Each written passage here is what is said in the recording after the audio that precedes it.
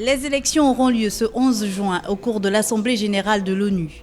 Un siège est réservé à l'Afrique centrale pour la période de 2022 à 2023 et la candidature unique du Gabon a été validée par l'Union africaine. Pour le Gabon, que le Gabon souhaite faire partie du Conseil de sécurité est tout simplement un accomplissement.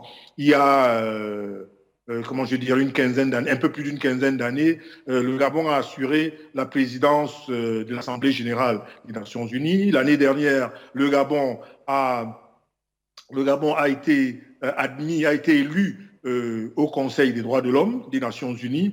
Demain, ça va être donc l'admission au Conseil de sécurité. Vraisemblablement, c'est un achievement, comme on dit en anglais. C'est à tout à mettre à l'actif des autorités gabonaises. Son leadership en matière de climat et de protection de la biodiversité a été l'un des points forts de la candidature du pays d'Ali Bongo Ondimba.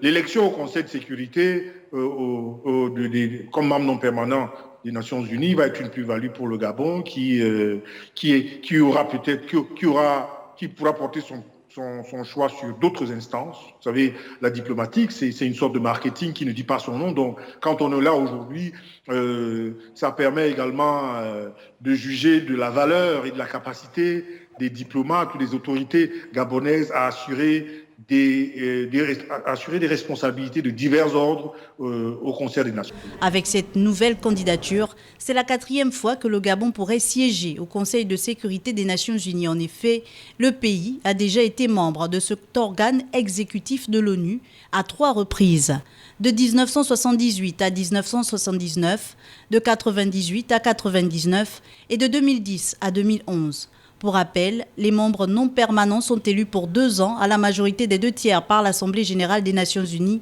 et renouvelés par moitié chaque année.